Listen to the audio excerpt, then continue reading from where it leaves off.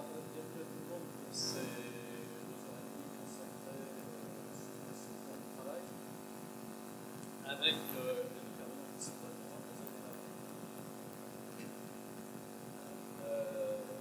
on va avoir deux problèmes dans l'intervention de ces ateliers. C'est un premier panneau qui fera deux exposés simultanément. Un peu l'articulation secourisme, prévention. Il y a une deuxième partie de l'après-midi qui sera consacrée à des aspects plus spécifiques à la fois de la formation et de l'action. Alors, comme intervenant pour la première partie, c'est l'administration centrale, donc le ministère du Travail qui est représenté par Mme Lafonfos, et donc qui est, je prends mes notes, je ne vais pas me tromper dans le grave, donc qui est directrice adjointe du travail, adjointe à la sous-directrice, à la sous-direction des conditions du travail, de la santé et de la sécurité au travail. Voilà. Qui va donc nous parler de faire un premier point sur l'accidentologie du travail, et puis présenter l'intervention sur le travail. À vous la parole. Bonjour à tous. Je suis très honorée d'avoir été désignée pour représenter le ministère du Travail et le directeur général du Travail pour vous faire cette présentation sur l'accidentologie du travail. Donc, ce sera assez statistique, évidemment, comme son titre l'indique.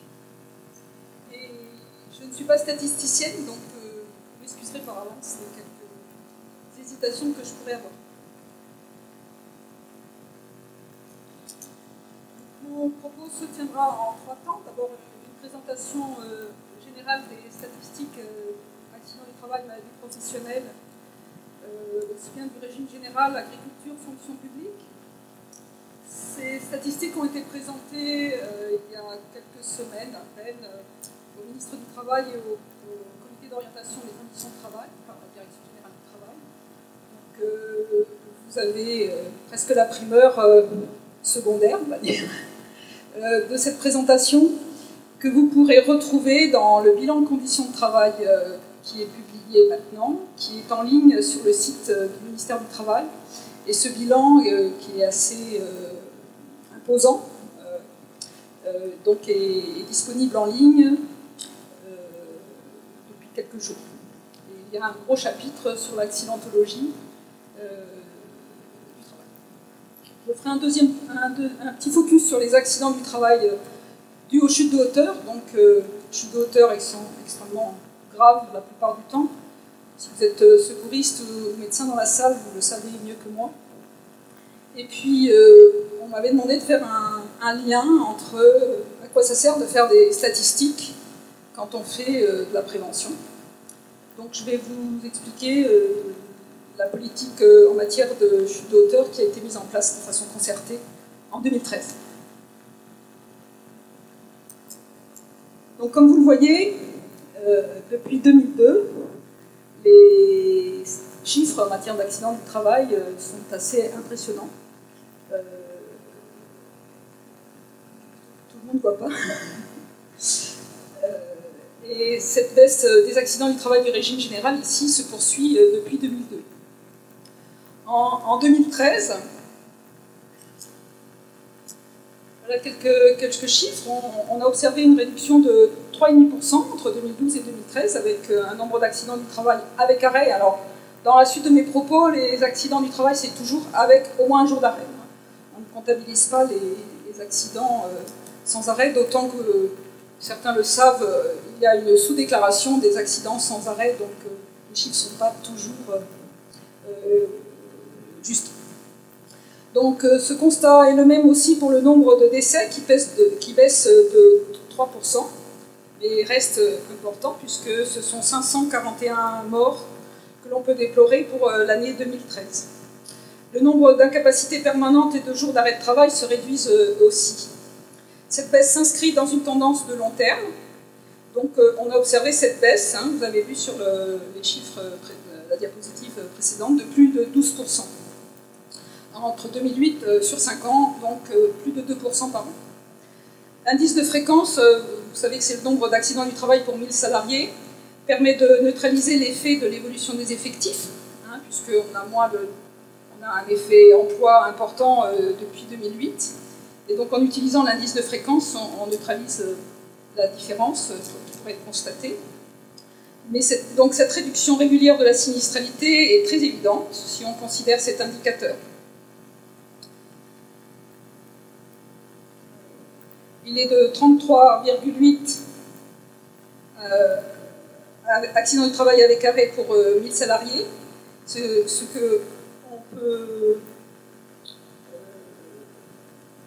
qui peut se conclure par un effet sur les actions de prévention que mènent les salariés et les employeurs depuis de très nombreuses années. Cet indice de fréquence baisse également sur une longue période de 11% entre 2008 et 2013.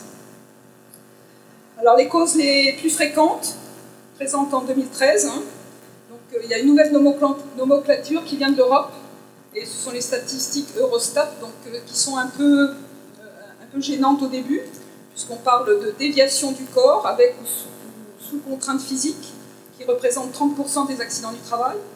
Et dans 55% de celles-ci, ce sont des manutentions manuelles de charge. C'est ça que ça veut dire.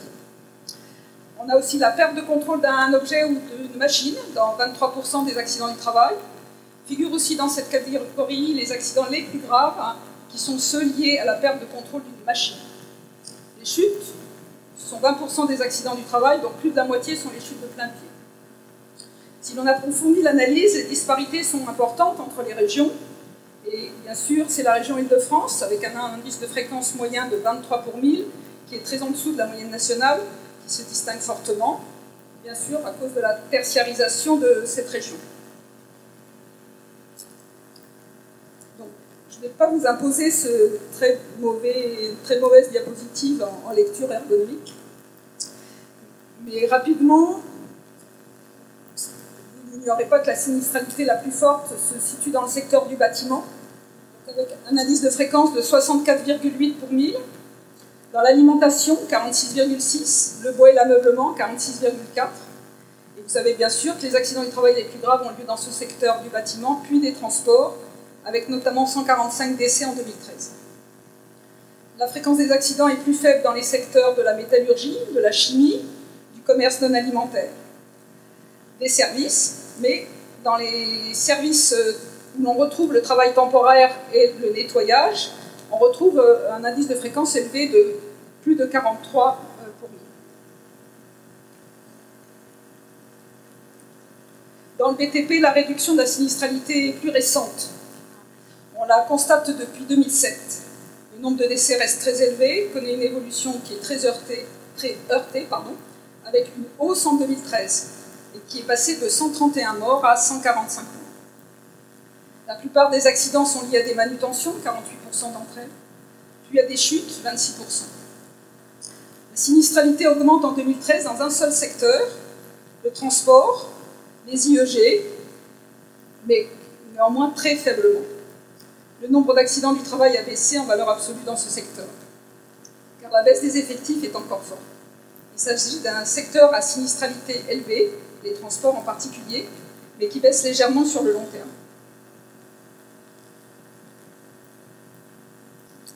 En matière de maladies professionnelles,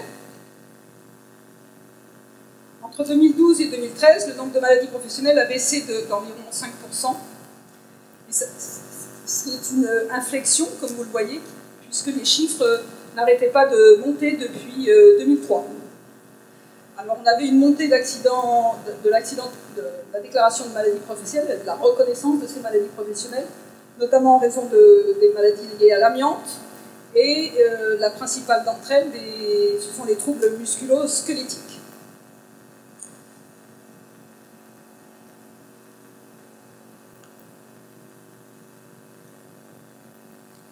Donc entre 2011 et 2013, vous voyez que le nombre de maladies professionnelles reconnues baisse d'environ 6,5%, et le nombre de décès aussi s'est réduit de 24,6%.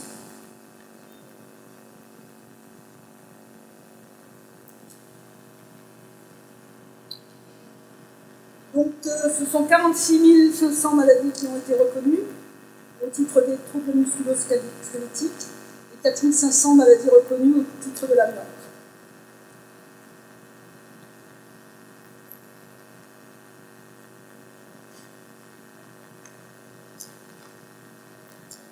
Dans le régime agricole, on voit qu'il y a aussi, comme pour le régime général, une baisse, mais elle est moins accentuée, mais là que la pente est différente.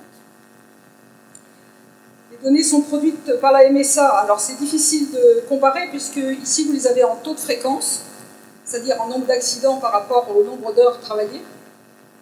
Mais on peut dégager quelques tendances. Ici, ce ne sont pas les données de 2013 comme pour le régime général, mais les données de 2012.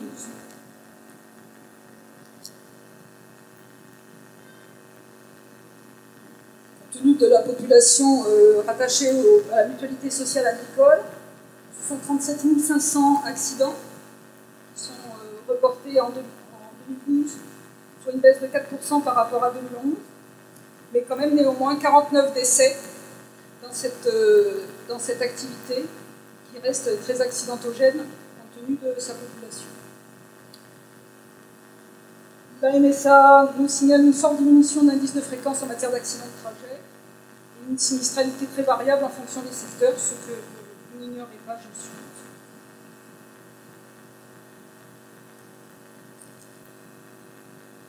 Alors, concernant les maladies professionnelles dans le régime agricole, de la même façon, on constate une diminution de 4% environ des maladies reconnues, mais 94% de ces maladies professionnelles relèvent des troubles musculo-squelettiques.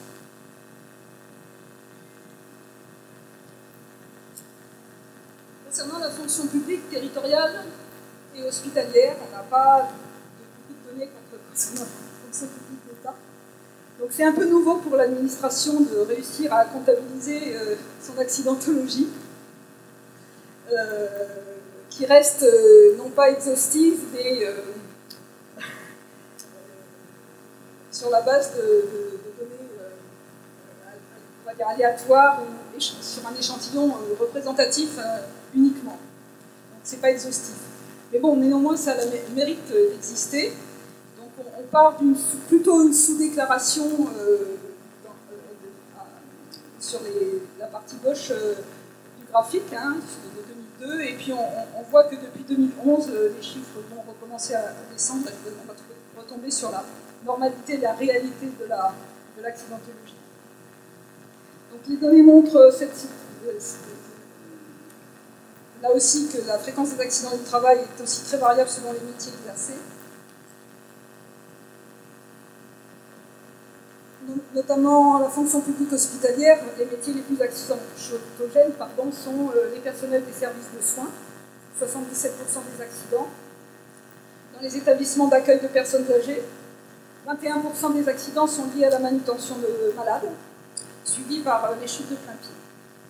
La fonction publique territoriale, elle, présente globalement un indice de fréquence en hausse depuis 2008, puis une baisse depuis d'environ 6,7%. Les accidents les plus fréquents pour cette filière sont repérés dans les communautés de communes et notamment les OPHLM.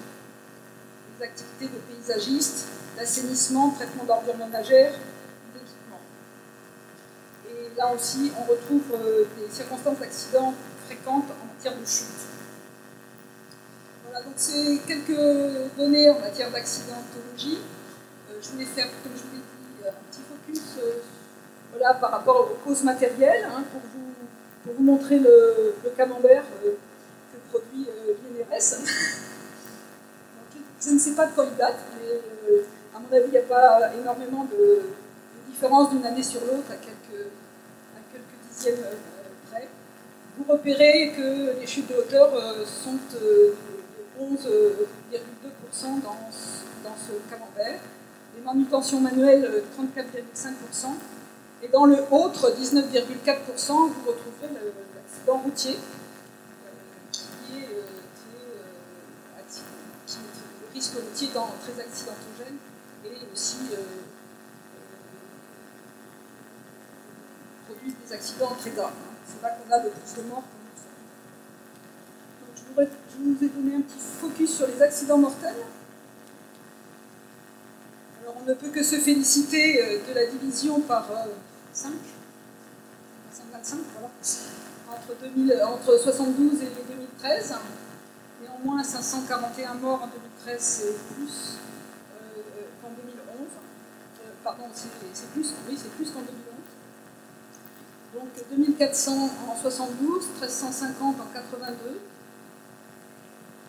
112 morts sur la route, environ chaque année. 79 chutes de hauteur, dont 47 dans le bâtiment. Donc, vous voyez là où les efforts de prévention doivent se porter encore. Et c'est la raison pour laquelle, après une première campagne en 2010-2011 en matière de risque routier, les partenaires voilà. Donc, je vais revenir, pardon, parce que je n'ai pas de notes, donc je me souviens plus ce que j'avais dit. Donc, les chutes de hauteur représentent 18% des accidents du travail en 2013, 16% en 2012. Dans le bâtiment et les travaux publics. C'est le deuxième risque après les accidents de manutention manuelle. La répartition des accidents par taille d'établissement fait apparaître une très forte sinistralité dans les toutes petites entreprises. Et c'est environ 1 500 000 journées de travail qui sont perdues par an pour ce risque.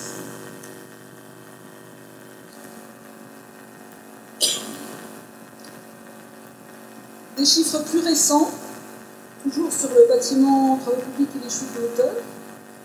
Ce sont les signalements qui sont effectués par par les inspecteurs du travail qui font les enquêtes, qui nous signalent les accidents du travail graves et mortels. Donc vous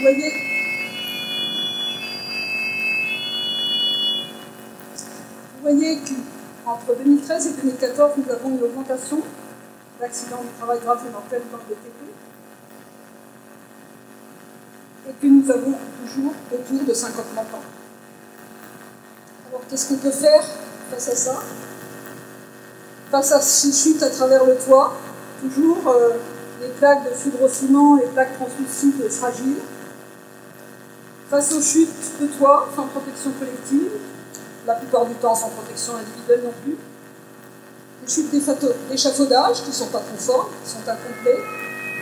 Et les chutes d'échelle qui sont souvent utilisées comme poste de travail.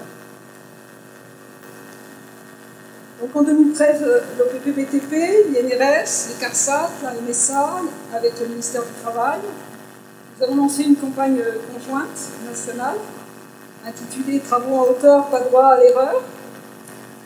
Cette coordination et cette rationalisation des actions de chacun ont porté sur l'articulation des diagnostics, la coordination des incitations financières que prodigue la MSA et les CARSAT, l'optimisation de la programmation d'action de contrôle.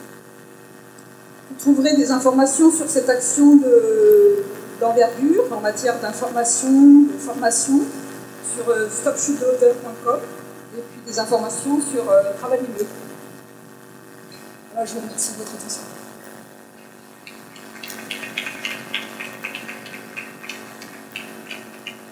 Secours Expo.